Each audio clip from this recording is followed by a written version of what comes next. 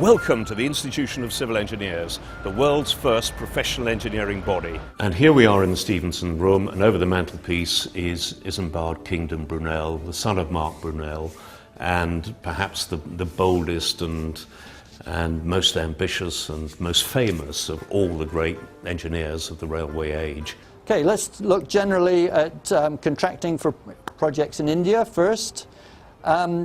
The World Bank and the International Financial Corporation, you've probably both heard of, put out a publication every year called Doing Business. And what it looks at is something over 180 jurisdictions around the world. It's just about all the functioning economies in the world, and it compares them with the ease or difficulty of doing business. But construction coming out as one of the worst areas to operate in internationally in terms of bribery of public officials. Similarly, if you look at the second table, it's entitled State Capture by Sector. Now, what's state capture mean? State capture is a kind of funny meaning.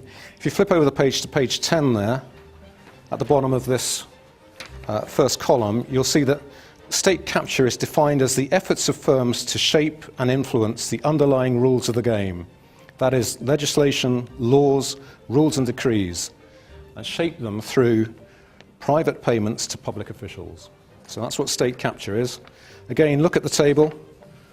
Down the bottom, you've got light manufacturing, fisheries, agriculture, but at the top of the table, you've got public works contracts and construction.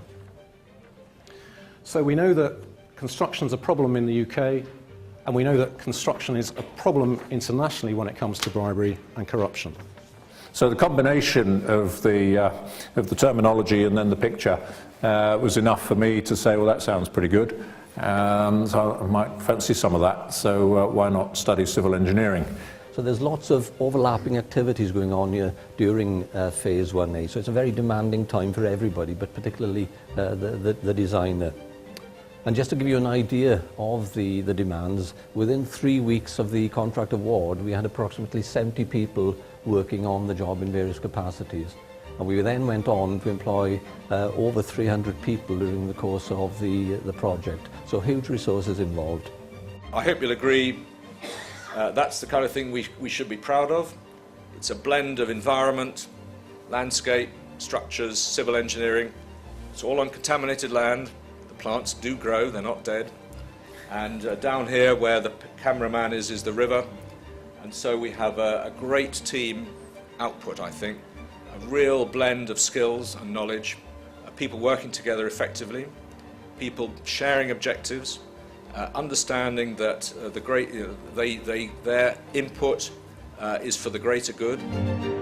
Well, there we are. That's one Great George Street, reeking of history and what a wonderful place. And it still is relevant in the modern age. It acts through its location as a magnet to get influential people here, to meet people in the profession, and that works well for the institution still. And of course, as the One Great George Street Conference Centre, it's now become an asset and is bringing money and people into the institution for the benefit of the profession. So it's not just an old building. It's still serving its purpose for the institution very well in the modern age.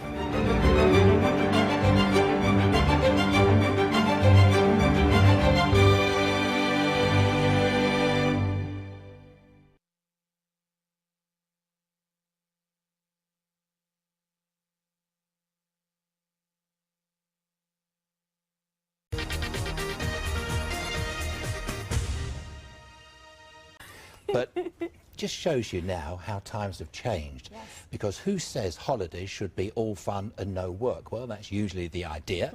But a group of Kent school children have just been on a Christmas ski break. No sewage farm for them. Very nice. But it wasn't just a ski break, it also challenged their minds. Yes, they spent their evenings when the rest of us would be enjoying the après-ski, learning about engineering. And believe it or not, they still enjoyed themselves.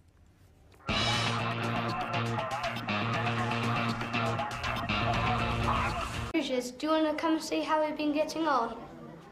These kids are trying to come up with workable solutions to engineering problems.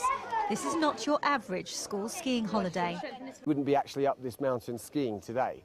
I mean, all these cable cars and all these lift systems, of which there's a complete myriad of them in front of us here, are built by engineers.